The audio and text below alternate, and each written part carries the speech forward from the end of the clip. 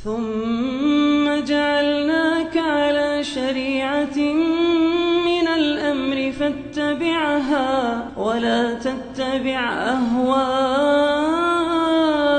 الذين لا يعلمون.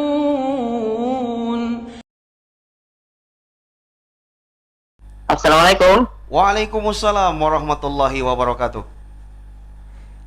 Ustadz, Dengan siapa Pak? Ini dari Khairin. Dari Khairin Ya, Khairin di Palangkaraya. Palangkaraya. Ya, Kalimantan Tengah. Ya, silakan. Ini yang saya ingin tanyakan, Ustadz. Bagaimana sikap kita kalau ada teman-teman yang menggibahi pemimpin? Nah, bagaimana sikap kita ketika duduk di majelis ngopi gitu, Ustaz? Ya, jadi kalau ghibah itu masuk ke dalam dosa besar ya. Ghibah itu masuk ke dalam dosa besar. Hal yang diharamkan. Ayuhibbu ahadukum ayyakula lahma akhihi maita fakarihtumu.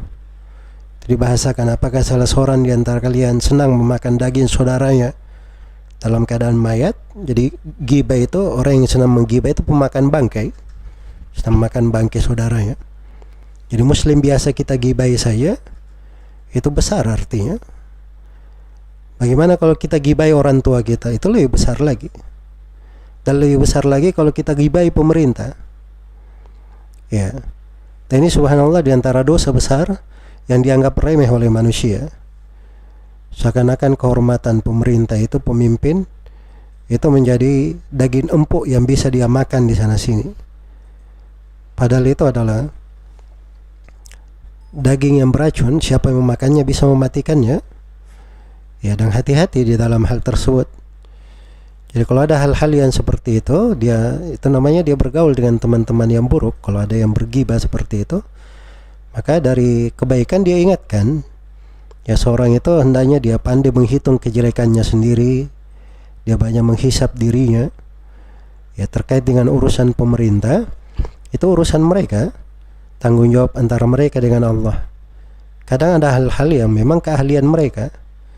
Kadang masyarakat melihat kebijaksanaan pemerintah, itu nggak bagus, kebijaksanaannya misalnya zalim, tapi dia nggak tahu bahwa dari sudut keahlian, akal orang-orang yang berilmu, itu sebenarnya kebijakan tepat pada tempatnya. Ya, jangankan kita, di masa sahabat saya ada yang mengkritik Muawiyah radhiyallahu taala anhu dalam sebagian kebijakan, dianggap itu kebijakan tidak benar. Begitu masuk mereka menjumpai Muawiyah menerangkan, berubah semuanya, mendukung Muawiyah di dalam hal tersebut. Nah, itulah hal-hal yang terkait dengan masalah pemerintahan. Karena itu seorang jangan masuk ke dalam hal yang bukan keahliannya, bukan wewenangnya. Ya, dia tidak ditanya oleh Allah Subhanahu wa taala di dalam hal tersebut.